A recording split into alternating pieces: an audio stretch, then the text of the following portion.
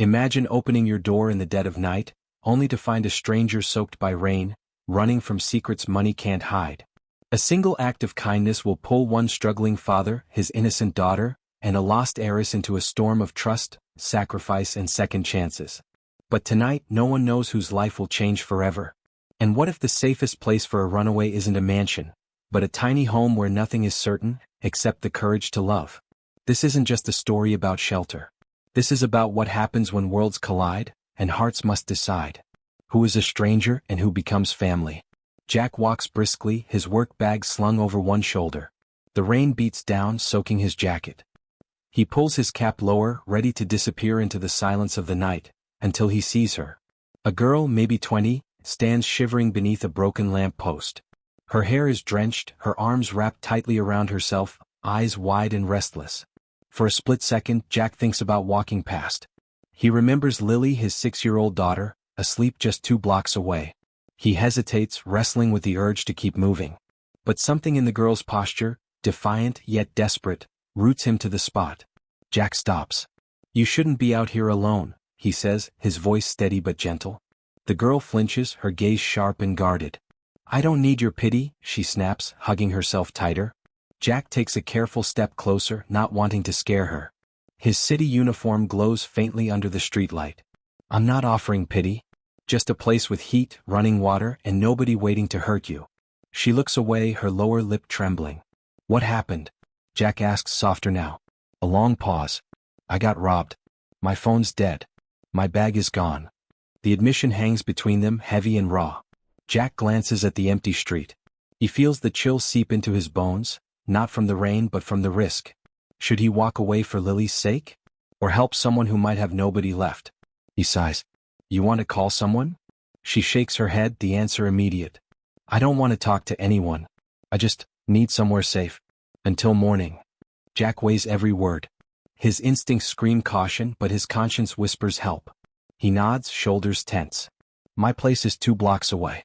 You can stay. Couch is all I have, but it's warm." She almost argues. Instead, her knees buckle slightly. "Okay," she whispers. They walk in silence. Jack keeps a careful distance, eyes scanning every shadow, every echo. He unlocks the door to his small duplex, motioning her inside. The space smells faintly of soap and coffee. A child's pink backpack sits by the door. Jack gestures to the mat. "Take off your shoes here," he says. "The couch is yours tonight. Blankets in the closet." She doesn't speak. Just wipes rain from her cheeks and sits, shivering. Jack heads to the back, secures his wallet and keys, habit, not suspicion. He returns, arms full, a blanket, a clean towel, a faded sweatshirt. "Bathrooms to the right," he offers. "You can shower if you want. Water takes a minute to warm up." She takes the bundle, puzzled by his calm. "Why are you doing this?" Jack rubs his neck, searching for the right answer. "Because you looked like you needed help. And if my daughter ever ended up lost on a night like this, I'd hope someone would do the same." She flinches at the mention of a daughter but doesn't reply. As Jack locks the door behind them, he wonders, has he just let danger into his home, or offered hope to someone lost? Sometimes the softest place to land is the last place you'd expect. Night continues. The girl, Emma, sits awkwardly on the edge of Jack's old couch, still shivering. Jack disappears for a moment. She hears him rummaging in the back. The silence of the small house is unfamiliar but not unfriendly. He returns, arms full. He hands her a thick blanket, a towel, and a faded sweatshirt, much too big but soft and warm. He gestures, careful not to crowd her. "Bathrooms to the right. If you want a shower, take your time. Water's slow to heat, but it gets there." Emma nods, still tense. She disappears behind the bathroom door. For the first time in days, she stands under steaming water. The grime and fear wash away, but the ache in her chest stays. When she returns, the living room is empty. On the coffee table, a mug of warm water waits beside a folded note. "If you need to call someone, the landline's on the wall." More blankets in the closet. "Please keep the door closed. My daughter's a light sleeper." Emma traces her finger over the words. The mug warms her hands, spreading heat into her bones. For the first time all week, she feels something unfamiliar, safe. She curls up on the couch, pulling the blanket over her. Outside, the rain finally eases. Inside, the house settles into quiet. Morning. Light filters in, soft and golden. The smell of burnt toast drifts from the kitchen. Emma wakes to the sound of laughter. A child's laughter, pure, bright. She blinks, momentarily forgetting where she is. In the living room, a little girl sits on the carpet, building a crooked tower out of plastic blocks. Her curls bounce as she giggles, lost in her own world. Emma sits up, voice raspy. "Good morning." The little girl turns, eyes wide with curiosity. "Hi. You're the princess that slept on our couch." Emma blinks, half amused, half embarrassed. "Excuse me?" "I'm Lily," the girl announces proudly. "Daddy said a nice lady stayed because she was cold and rained on." "That's you." Emma can't help but smile, a real, tired smile she hasn't felt in days. "I guess that's me." "Nice to meet you, Lily." A voice calls from the kitchen. "Lily, breakfast duty? Come help me burn the toast." Lily laughs, bounding away. Emma stands and follows, drawn by the noise and the warmth. The kitchen is small but filled with the soft chaos of morning, clattering pans, the low hum of cartoons, and the unmistakable comfort of being somewhere people care. Jack stands at the stove, juggling eggs in a wobbly frying pan. "You cook?" Emma asks, trying not to sound surprised. Jack shrugs. "Only if Lily's brave enough to eat it." "You want to help?" Emma hesitates, but Jack hands her a whisk. "Don't worry. Nobody here is a chef. In this house, burnt toast is a tradition." Emma laughs, easing into the rhythm. They move around the kitchen, Emma awkward but trying, Lily giggling, Jack steady and patient. For a moment, Emma feels like she stepped into someone else's life, a better one. She glances toward the hallway and catches Jack, discreetly slipping his wallet and keys into a locked drawer. For a heartbeat, the warmth wavers. Emma wonders, did he do that because of her? Just as Emma lets herself believe she might have found a safe place, she notices Jack locking away his valuables. Maybe trust in this house is still a fragile thing. As Emma tries to blend into this new life, a secret clings to her, one that could unravel everything. Hidden deep in her duffel bag is a necklace, delicate, gold, and set with a single sapphire. Worth more than everything in Jack's house. And in this tiny world of second chances, one wrong move could reveal exactly who Emma really is. Can you really begin again when the past is just a pocket away? Daytime. Jack is up early readying for work. Emma, nervous but determined, heads out too, her first day helping at the local laundromat. The laundromat is noisy, crowded, and nothing like the quiet comfort of Jack's home. The owner barely looks at Emma before handing her an apron. "Clock starts now," she says. Emma jumps in, but it's harder than she expected, sorting piles of clothes, measuring soap, juggling angry customers. Her hands ache, her back stiffens. By noon, she spilled detergent twice and been snapped at by a customer who claims she shrank his sweater. She wonders if she's made a mistake. After her shift, she drags herself home, feet sore and spirits low.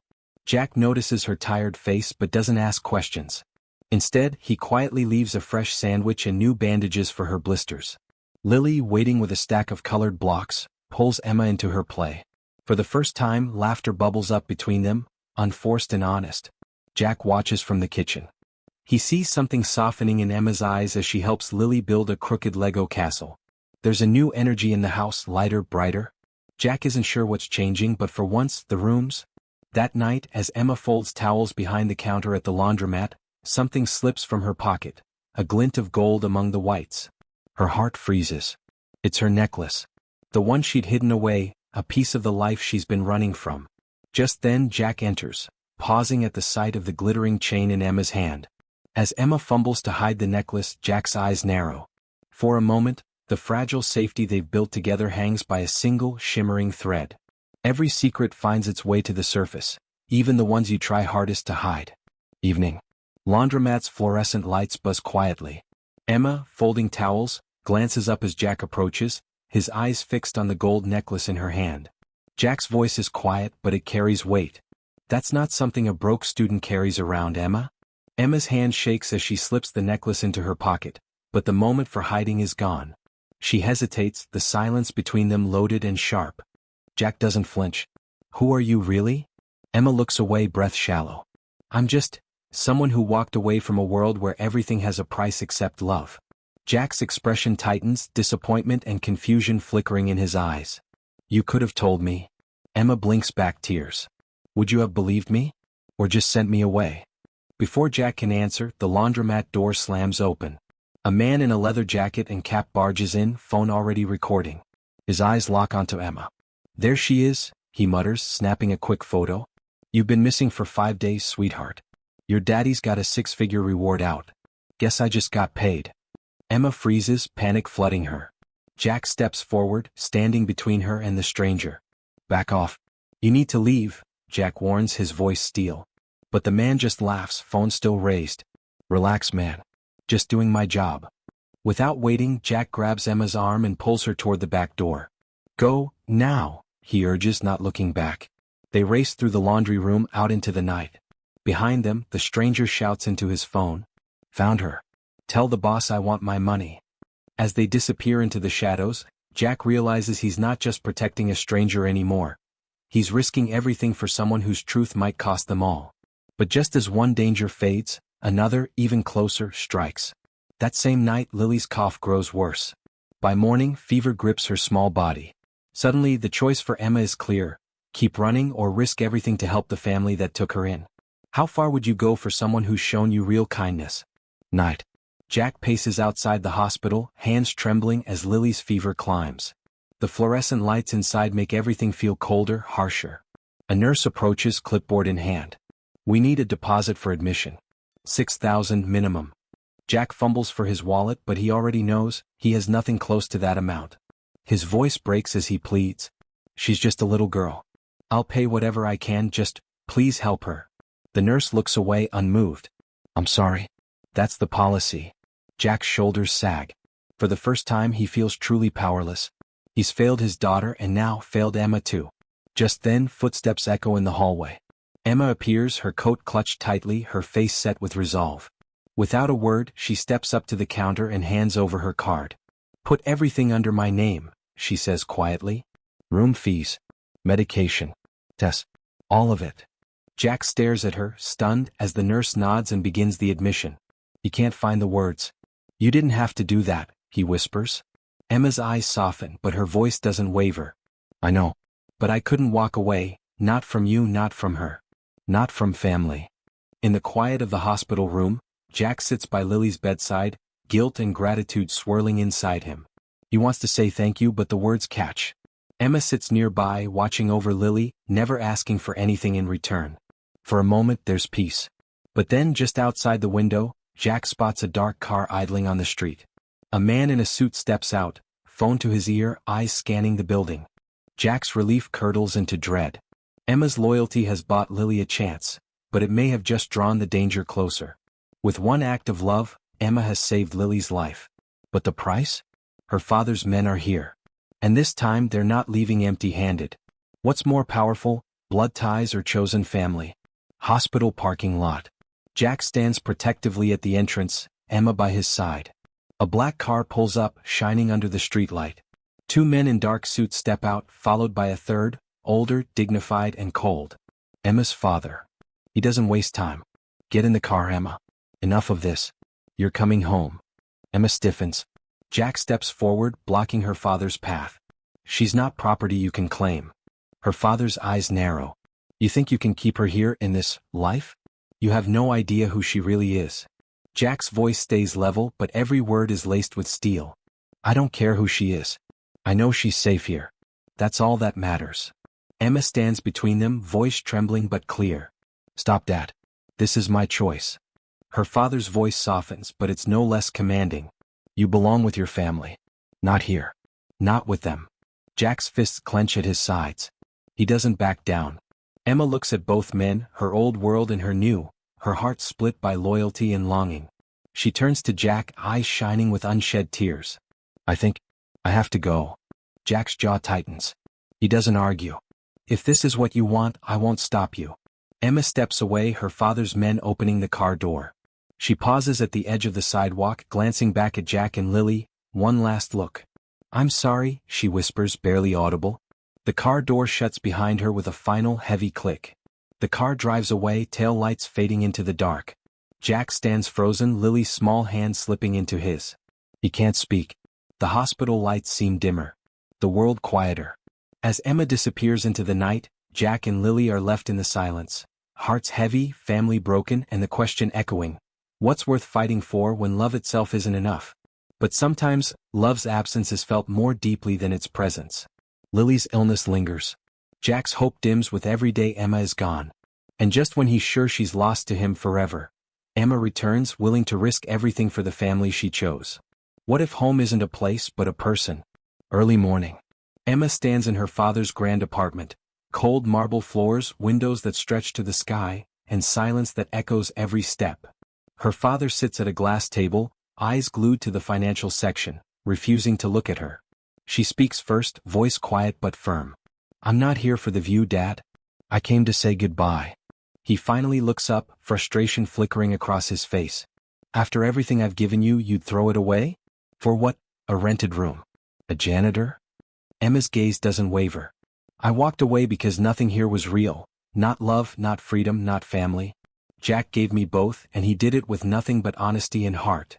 Her father's composure slips just a little. "You love him?" Emma nods. "I do. And I love Lily. They're my family now. And I'm not running anymore, I'm choosing them." He tries to argue. He tries to make her see sense. But Emma is done listening. She turns toward the door, pausing only as he finally speaks. "Tell him he's lucky." Emma looks back, a gentle smile on her face. "No, Dad. I'm the lucky one." She walks out, leaving behind the world that never felt like home. Outside, the city is waking up. Emma stands in front of Jack's door, her heart pounding, a small paper bag of blueberry muffins in her hand. She hesitates for just a moment, then knocks. The door opens. Jack stands there, uncertainty in his eyes, hope battling with fear. Emma's voice is steady. "I'm not here to stay the night. I'm here to stay, if you'll have me." She waits, breath held, not as a guest but as someone asking to be claimed as family. At Jack's door, Emma's future hangs in the balance. Will she finally find a home not in walls or riches, but in the arms of those who truly love her? Some happy endings are built one ordinary day at a time. Crisp Saturday morning. The city's small park is alive with families, children's laughter, and the aroma of something delicious in the air. Jack's old pickup truck has a new purpose: fresh paint, a handmade sign that reads Jack's Jams, and a sizzling griddle set up in the back. The menu is simple: breakfast burritos, coffee, blueberry muffins. Emma works the griddle, flour dust on her cheek, her hair tied back. She flips pancakes with a smile that's real, unhurried. Lily, proudly wearing a homemade apron, hands out napkins and stickers to the first customers. The line isn't long, but the people are smiling. Each order is filled with care. Jack calls out names and thanks every person, his face lighter than it's been in months. They don't make a fortune, but as the morning sun climbs higher, their small world is full of laughter, of teamwork, of second chances. Jack glances across the truck and catches Emma's eye. He mouths a silent, heartfelt thank you. Emma grins back, her eyes shining. In that one look, every hardship, every risk, every lost night finds its answer. For the first time, she doesn't just feel safe. She feels home. Their new life isn't built on wealth or comfort, but on honesty, courage, and the quiet power of belonging. Because sometimes, the richest lives are made from the simplest joys, and the family you choose